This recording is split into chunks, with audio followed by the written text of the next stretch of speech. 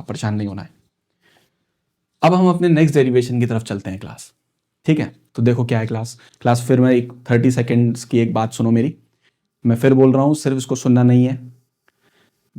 एक एक डेरिवेशन देखो, स्टॉप करो वीडियो को, और स्टॉप करने के बाद कॉपी पे 2 बार लिख कर देखो, तभी ये तुम्हें बोर्ड के एग्जाम में हेल्पफुल होगा।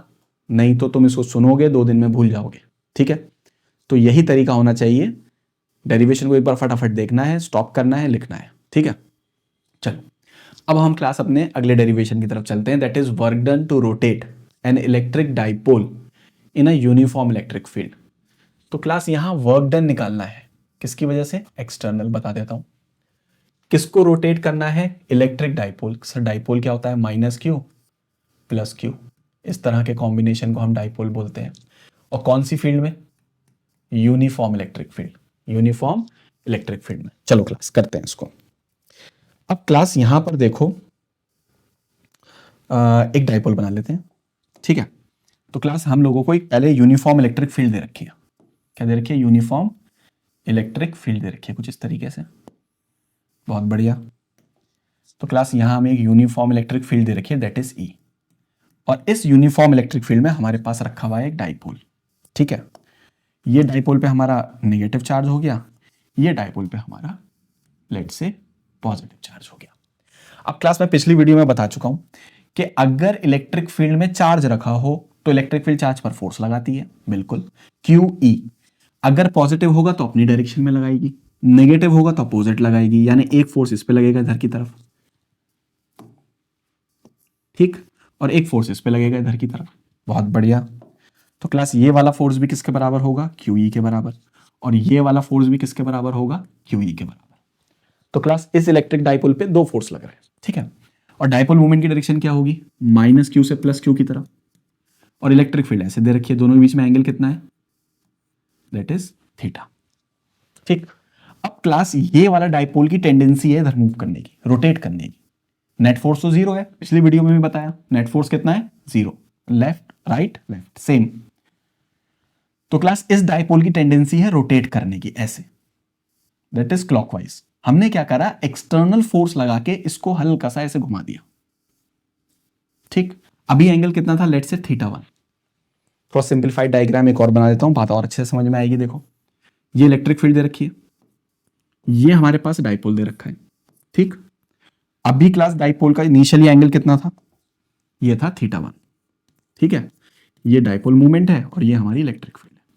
हमने क्या करा? इसको घुमा दिया एक्सटर्नल एजेंट की हेल्प से, फोर्स लगाया, घुमा दिया, टॉर्क लगा के, एक्सटर्नल टॉर्क। ठीक, तो कुछ ऐसा कर लिया इसको।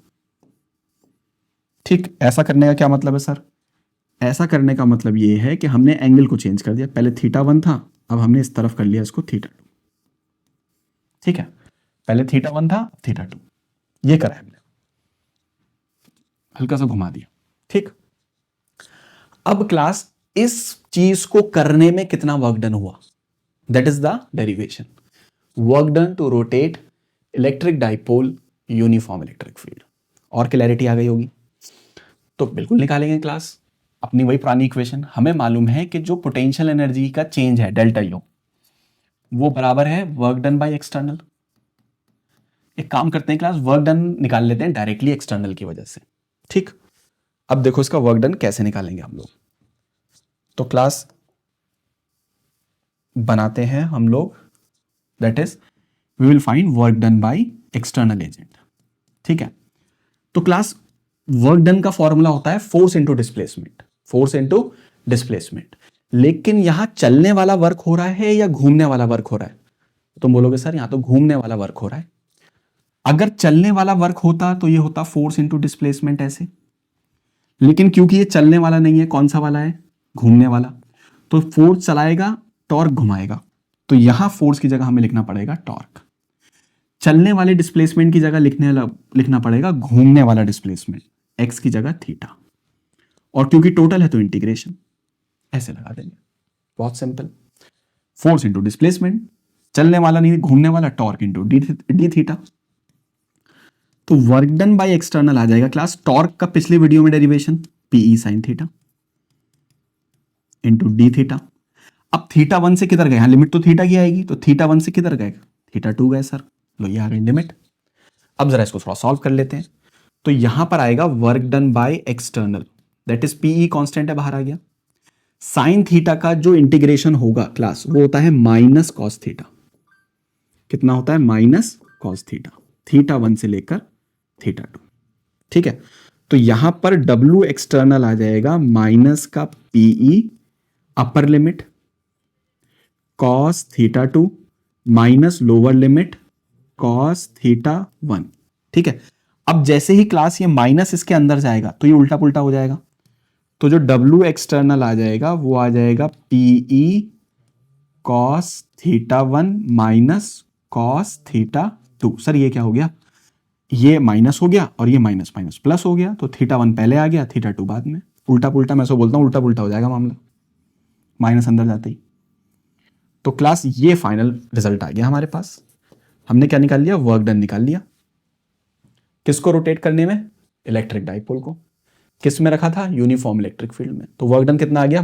PE cos theta 1 minus cos theta 2। Simple था डेरिवेशन, है ना? 2-4 लाइनों में हो गया, 3-4 स्टेप लगाए। अब क्लासेस में और भी बहुत सारे नोट्स आते हैं इंपॉर्टेंट, फिर वही बात अगली वीडियो में उसको नेक्स्ट जो सीरीज आएगी उसमें ले आएंगे।